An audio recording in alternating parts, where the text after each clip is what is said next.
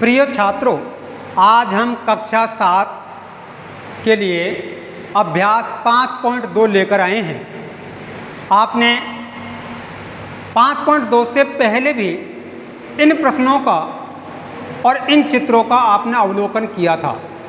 इसमें पहला प्रश्न है, निम्नलिखित कथनों में प्रत्येक कथन का उपयोग किए गए गुणधर्म का वर्णन कीजिए। आकृति 5.33। ये आकृति 5.33 है। यहाँ आपको ए और बी ये समांतर रेखाएं दे रखी है और एक इनको तिर्यक रेखा काट रही है। इस प्रकार दो समांतर रेखाओं को यदि एक तिर्यक रेखा काटती है तो उस पे बनने वाले 8 कोण आपको नजर आ रहे हैं। कोण 1, 2, 3, 4, 5, 6, 7, 8। इन चारों कोणों के बारे में हमने विस्तार से आपको पिछले वीडियो में बताया था। तो यहाँ आपसे किस गुणधर्म की सहायता से ये सवाल, ये कोण बराबर है, यहाँ दिया है। पहला, यदि ए समांतर बी, भुजा ए समांतर बी, ए और बी क्या है, समांतर रेखाएं हैं, तो कोण 1 बराबर कोण 5। तो 1 और 5, कोण 1 और 5 कौन सा है? ये 1 और 5 संगत कोण है। कौन सा है? संगत कोण। कौन सा कोण होगा? संगत कोण गुणधर्म से। यहाँ लिखोगे उत्तर, संगत कोण गुणधर्म से। संगत कोण गुणधर्म से।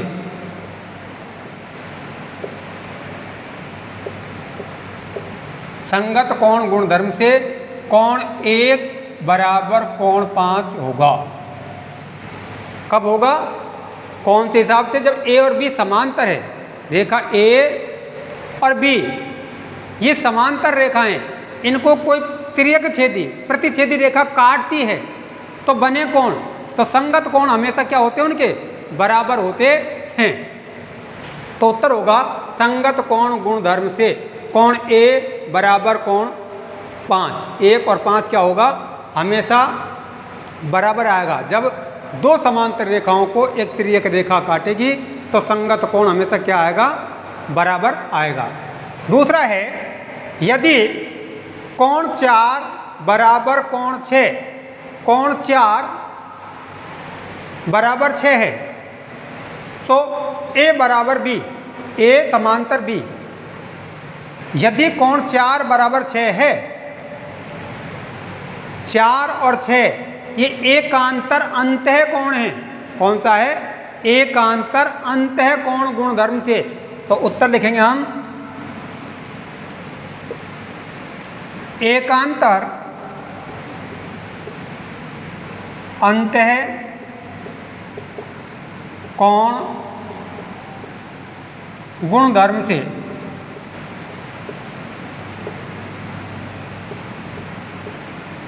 क्योंकि जब अंतः कोण, एकांतर अंतः कोण बराबर हैं, कोण 4 बराबर 6, कोण 4 बराबर कोण 6, 4 और 6 एकांतर अंतः कोण हैं और ये बराबर दिए हुए हैं, तो ए समांतर बी होगा।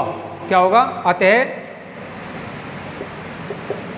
ए समांतर बी होगी। तो ए और बी क्या हो जाएगी? समांतर रेखाएं हो जाएंगी।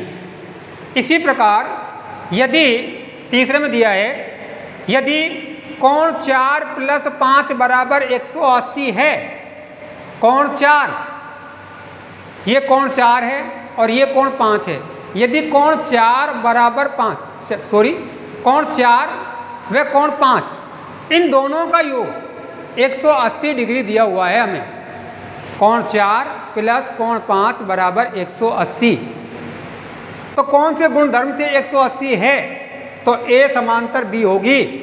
है या नहीं? जब इन दोनों का योग एकांतर यानी तिर्यक रेखा के एक ही ओर के अंत्य कोण। उत्तर तिर्यक रेखा के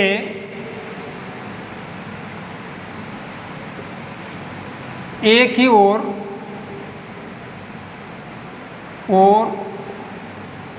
के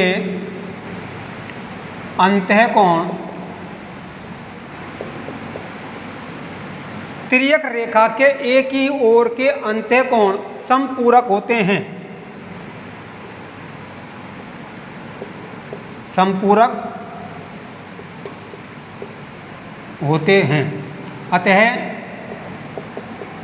अब देखिए, तिर्यक रेखा के एक ही ओर के अंतःकोण 4 और 5, यदि 4 और 5 का कोण 4 और 5 का योग 180 है तो निश्चित रूप से ए समांतर बी होगी। तो ए बी क्या हो जाएगी? समांतर रेखाएं हो जाएगी। तो तिर्यक रेखा के एक ही ओर के अंतःकोण समपूरक होते हैं। अब समपूरक होते हैं तो इन दोनों का योग क्या है? कोण 4 और 5 अंतःकोण है। तिर्यक रेखा के एक ही ओर के अंतःकोण है, इनका योग 180 दिया हुआ है। तो ए समांतर बी होगी, अर्थात ए समांतर बी होगी। ये गुण धर्म का वर्णन कराया था, तो इस प्रकार से हम इनके गुण धर्मों का वर्णन करेंगे। इसके बाद में आपको प्रश्न 2 हल कराते हैं। तो देखिए प्रश्न नंबर 2।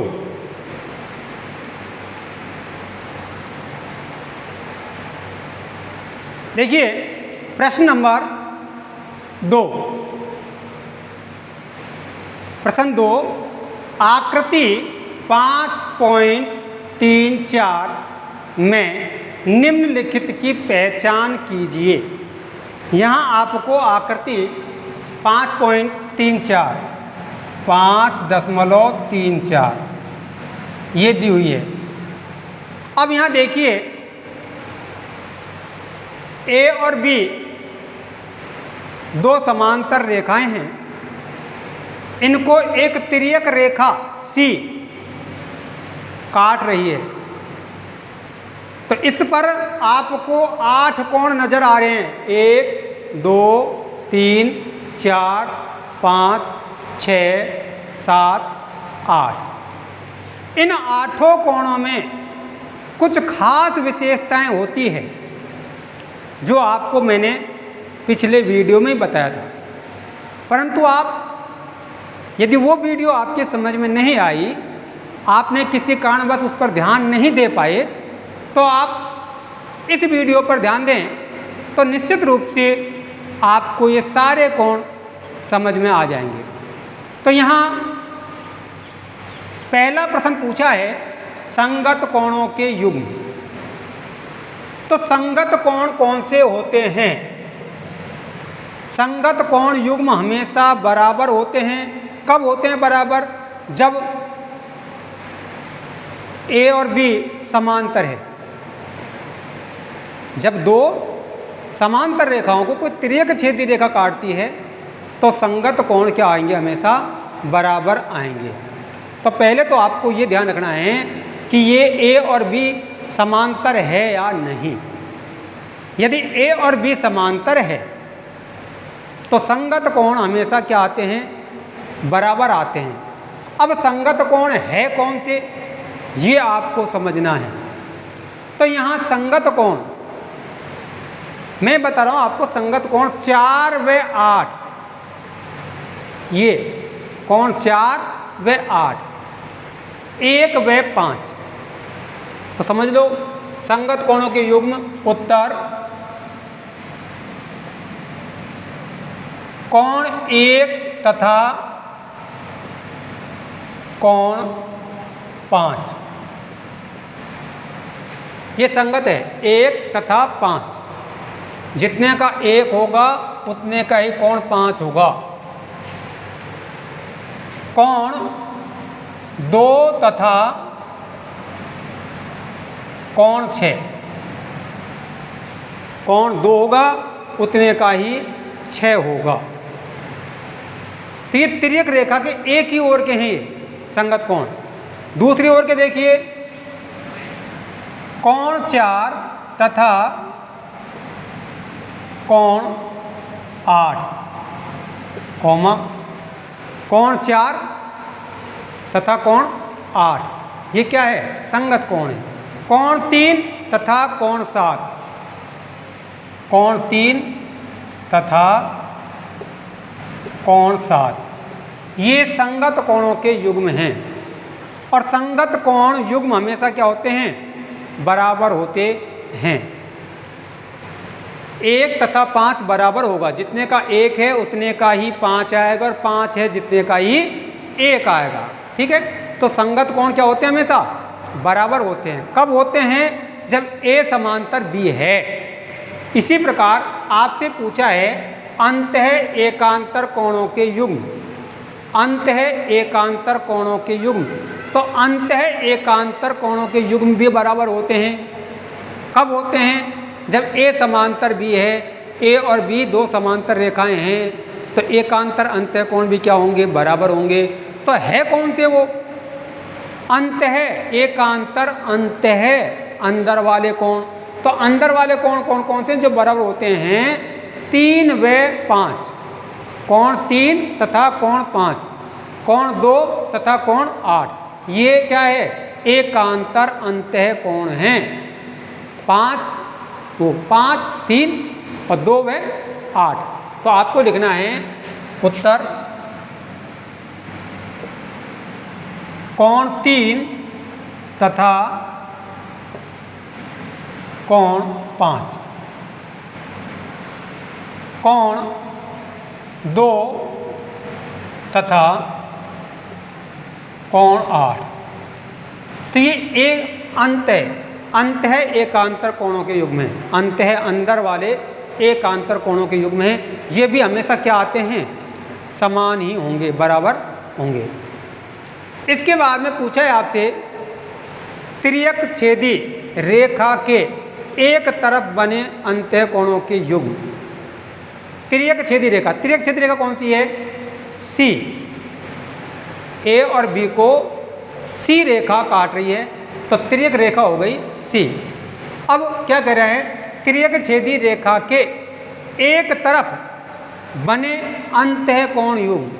ये तिर्यक रेखा है, इसके एक तरफ बने अंतः अंदर वाले कोण 3 व 8, 3 व 8, ये समपूरक होते हैं। इन दोनों कोणों का योग 180 डिग्री होता है। तो तिर्यक छेदी रेखा के एक तरफ बने अंतः कोणों के युग्म होंगे। उत्तर कोण 3 व कोण 8, कोण 3 व 8 एक तरफ के हैं, और एक तरफ का पूछे एक तरफ बने अंत्य कोण, कौमा कोण 2 व कोण 8, 2 व 5। ये तिर्यक छेदी रेखा के एक तरफ बने अंत्य कोणों के युग्म हैं। कोण 3 व 8, कोण 2 व 5। इनकी खास विशेषता ये होती है, तिर्यक रेखा के एक ही ओर के बने अंत्य कोण समपूरक कोण होते हैं। क्या होते हैं? समपूरक कोण होते हैं। यानी इन दोनों कोणों का योग 180 डिग्री के बराबर होता है।